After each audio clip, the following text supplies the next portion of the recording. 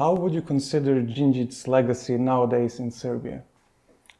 I would say that Genji's legacy is alive today, and mostly because of the people who were part of his government, who are still very vocal about what has been done back in the days when Genji's government was active, but also thanking to many historians who deal with Genji's legacy and who wrote a lot about his philosophic work, but also what he has achieved in politics and how important his legacy is today. But on the other side, I would say that media propaganda did a lot to counter Djindjic's legacy and to present him as mafia boss or someone who has been engaged with mafia back in the days, because those strong opponents of Djindjic, their goal is to undermine what has been done during his days, and to try to destroy the positive myth that has been created around Djindjic. When we consider Djindjic and the youth today's, what would you say? How much is the youth involved? How much does the youth know about Zoran Djindjic, his transformational politics reforms which were implemented? How do you say is the current situation regarding the youth and Zoran Djindjic? People in Serbia and youth as well, we have the tendency to forget things, and I think that is the same that happened with Djindjic when we speak about in mainstream public what was the situation when he came to power and what was done during his government until he was killed. I think that it has been done a lot, and his government was very transformative, but I'm not sure that people, that broader public remembers that, and I would say that we need to work more on trying to remind people what was the situation under Milosevic, and that Serbia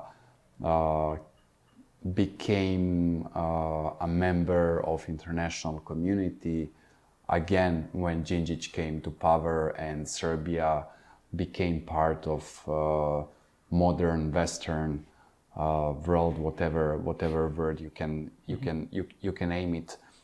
So definitely we need to be more vocal about the situation before and after Djindjic's government. Politicians after Djindjic's assassination back on the 12th of March 2003, his successors made an, let's say, public oath that they will continue with Djindjic policies, with Djindjic's reforms, with the way of this pro-democratization, pro-westernization of Serbia, and somehow they failed. Can you maybe elaborate what went wrong so that we ended up, or that Serbia ended up in this position which it is currently in, by being governed by a President Aleksandar Vučić, who was back in the days of Milosevic the Minister of Information? So how would you comment on that? I would say that after Djindjic's assassination, politicians decided to go different direction, and that period in Serbian history between 2001 and 2003 was rather an exception than a rule, and everything that was happening after was to some extent continuation of what we had before, even though it's hard to compare like different historic periods. But I would say that what we lack since 2003 is that energy in politics and the willingness to do things and to finish some processes and to be aware of the importance of the historic momentum to do something. I think that Djindjic was very aware of his responsibility to do things and to make changes back in the days. But I haven't seen a politician after him with such approach, with sense of historic momentum to do something. But were there any historic momentums? What would you say? Why is this like that? You mean during his time or? No, during the last 20 years. So Yeah. there were many opportunities to do something, to get the energy, to motivate people, but people failed. Politicians failed. Politicians failed because they were not motivated by themselves, I would say. So Djindjic's spirit and energy is really an exception in Serbian politics, if you look at historically last 100 years. So after him, we didn't have such politician with such approach to be able to bring back the spirit and the hope.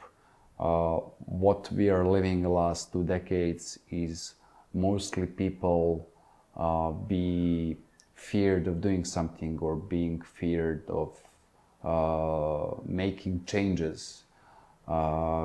So what we need today is rather hope than fear.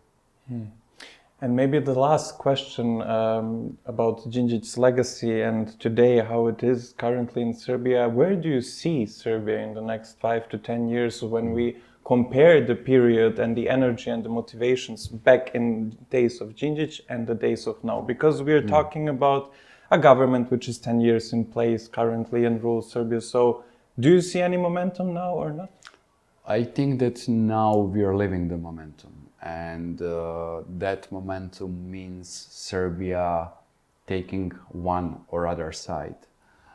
So I strongly believe that the way that Serbia will go today or tomorrow is the way that will define the Serbian path in next 10, 15 or 20 years.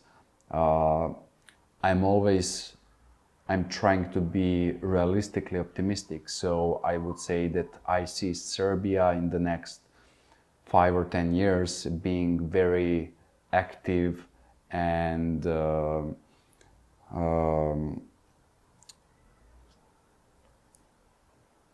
being very active member of Western society or group of Western European states, which means that Serbia will hopefully become a member of the EU and will define its foreign policy that is oriented towards the West rather than the East. So I really see that Serbia is not an ally of Russia today, even though many try to put it that Serbia is a loyal ally of Russia in the Balkans, which I believe it's not true. And secondly, I think that Serbia will recognize the momentum, or Serbian political elites, the importance of this momentum to be on the positive side of history. And if you look at the 20th century, Serbia in 2 world wars was on the positive side. So I believe that it will be the case today as well.